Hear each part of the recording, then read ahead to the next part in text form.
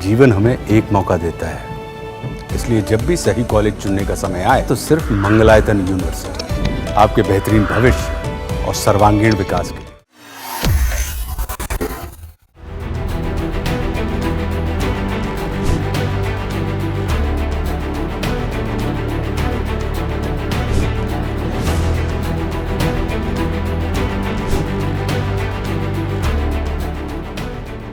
बिहार में विधानसभा चुनाव से पहले वोटर लिस्ट रिवीजन पर काफी हंगामा हो रहा है। कई मीडिया रिपोर्ट्स में दावा किया गया है कि प्रदेश से 52 लाख वोटर्स के नाम काटे जाने हैं। इस पर आरजेडी, कांग्रेस समेत पूरा विपक्ष हंगामा कर रहा है। अब मुख्यमंत्री नीतीश कुमार की पार्टी जनता दल यूनाइटेड के सांसद ने ही चुनाव आयोग की इस प्रक्रिया पर सवाल उठा दिए हैं। बांका से जेडीयू सांसद गिरधारी यादव ने बुधवार को आरोप लगाया कि आयोग ने बिना किसी व्यवहारिक ज्ञान के हम पर मतदाता गहन पुनरीक्षण जबरदस्ती थोप दिया।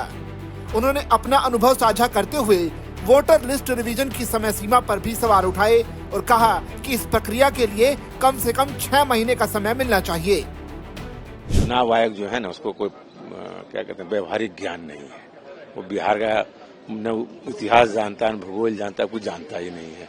ये बरसात के दिन में जब खेती का दिन चल रहा है, आदमी को हमको कागज पत्र जुगाड़ करने में 10 दिन लग गया। मेरा बेटा अमेरिका में रहता है, कैसे साइन करेगा 1 महीना के अंदर में?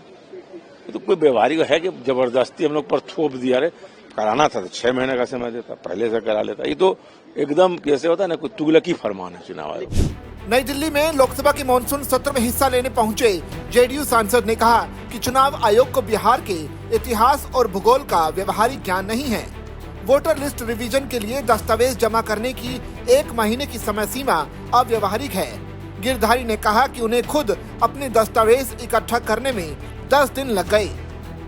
सांसद ने बिहार से बाहर रहने वाले प्रवासी मतदाताओं को मतदाता सूची गहन पुनरीक्षण में हो रही परेशानी को बताया। गिरधारी यादव ने कहा कि मेरा बेटा अमेरिका में रहता है, वो सिर्फ 1 महीने में साइन कैसे करेगा? ये एसआईआर हम पर जबरदस्ती थोपा गया है। इसके लिए कम से कम 6 महीने का समय दिया जाना चाहिए था। पार्टी से क्या मतलब? हम अपना व्यक्तिगत विचार दे रहे हैं। हमारा बेटा अमेरिका में कैसे साइन करेगा, आप ही बता दीजिए। अपना भी हम एक्सपीरियंस बता रहे हैं। पार्टी से सब हम पार्टी के साथ हम तब हैं जब वोट डालने जाएंगे। बाकी मेरा तो कुछ स्वतंत्र विचार भी है ना, ये मेरा स्वतंत्र विचार है। खिलाफ आपका बयान है ना, मुझे भी मान सकते हैं। पार्टी को खिलाफ का क्या बयान है? सच्चाई यही है। अब सच्चाई भी नहीं बोल पाए तो एमपी बने काहे के लिए? हालांकि जेडीयू सांसद ने इसे अपनी निजी राय करार दिया। उन्होंने कहा कि पार्टी इस पर क्या कह रही है इससे उन्हें कोई फर्क नहीं पड़ता, मगर यही सच्चाई है।